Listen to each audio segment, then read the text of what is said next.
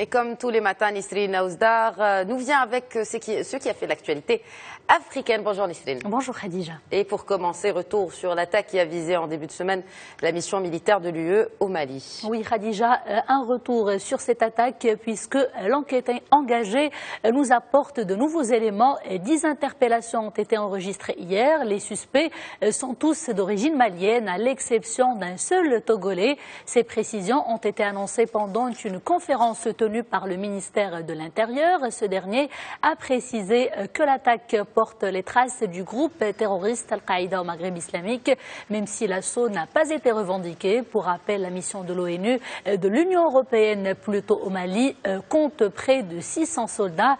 Ils sont sur place pour épauler l'armée malienne dans ses opérations de lutte contre les menaces terroristes qui guettent le Mali. Le Mali qui vit depuis 4 mois déjà sous le régime de l'état d'urgence après l'attaque de Bamako qui a coûté la vie à 20 personnes. C'était pendant le mois de décembre. Et malheureusement, la Côte d'Ivoire n'a pas été épargnée. Bien sûr, on parle ici de l'attaque de Grand Bassam, mais le pays poursuit sa politique de lutte contre le terrorisme et ainsi de nouvelles mesures ont été annoncées. Tout à fait Khadija, car même si le calme est revenu dans le pays, les Ivoiriens, peuple et gouvernement craignent le pire. Abidjan annonce donc une série de nouvelles mesures. Ces dernières visent notamment à renforcer la sécurité dans ce pays. 279 agents civils et 10 000 policiers supplémentaires seront déployés dans les zones sensibles notamment.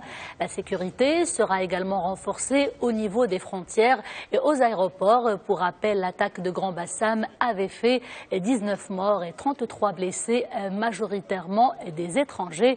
Mais la Côte d'Ivoire est décidée à en finir avec ce fléau. Elle saigne, mais elle n'est pas à terre. La déclaration est du Premier ministre ivoirien. Et du terrorisme, on part au sujet des élections présidentielles. Et là, on en sait un peu plus sur les élections congolaises. Tout à fait. Et c'est parti pour un nouveau mandat de Sassou Nguesso. Il a été réélu avec 60% des voix dès le premier tour. Nguesso, qui a déjà passé 32 ans au pouvoir. Ses résultats sont vivement contestés par l'opposition.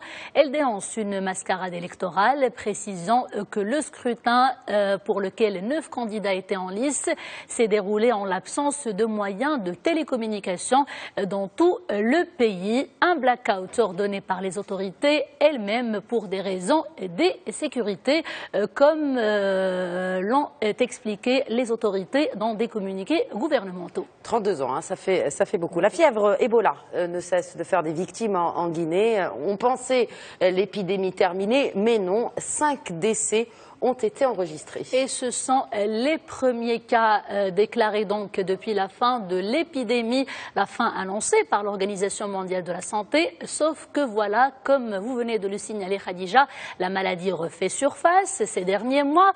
Outre les morts annoncées, d'autres personnes ont été testées positives, notamment dans le sud de la Guinée.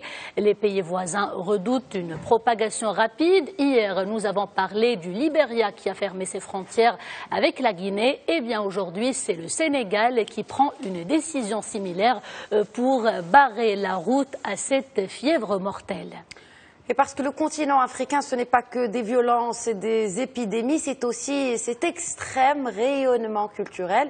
Et on s'envole tout de suite vers le Gabon pour un sublime voyage avec les mots, Nisrine. Oui, Khadija, et si on se détachait de l'écrit, et si les mots nous étaient comptés juste le temps d'un festival. Je vous parle du festival du conte gabonais. C'est le premier événement du genre pour célébrer les arts oratoires et tous ces artistes conteurs qui revisitent l'histoire, libèrent notre imaginaire et transmettent de l'émotion, beaucoup d'émotions. Reportage. Ce festival vise à transmettre la passion du conte aux jeunes et à participer à leur épanouissement par l'acquisition de la sagesse et des valeurs culturelles du terroir. Plusieurs élèves, issus d'une quinzaine d'établissements scolaires du pays, ont pris part à ces rendez-vous qui transposent le jeune narrateur vers un autre monde. Vous voyez, c'est un monde où tout est possible. Et donc, voilà, c'est un texte, justement, qui est représenté, mais qui est de manière symbolique. Vous voyez. Donc, le conte, c'est un récit court, n'est-ce pas, mais qui est plein de sens, plein de moralité. L'initiative de la FECOGA veut apporter une nouvelle dynamique au conte gabonais. Le conte détient une sagesse, mais aussi véhicule la culture. Parce qu'il y a encore, dans la société traditionnelle, le conte se disait pour faire la catharsis, vous voyez, notamment la purgation des passions, des vices et des différentes pathologies qui perturbaient la cohésion sociale et donc qui empêchaient l'émergence de la dialectique humaine. Aujourd'hui, nous disons qu'il est important de promouvoir ce conte parce que, au-delà justement de sa dimension didactico-pédagogique et ludique, le conte traditionnel véhicule en plus la civilisation authentique. Le conte a besoin pour s'exprimer d'un bon narrateur, mais aussi d'un auditoire actif. Chez certains peuples, les contes peuvent être utilisés à la manière des proverbes au tribunal coutumier pour illustrer un propos ou donner une leçon de morale. Et c'est ainsi que s'achève ce JT Afrique. Je vous remercie, Nisli, de nous faire voyager en tout cas dans notre continent.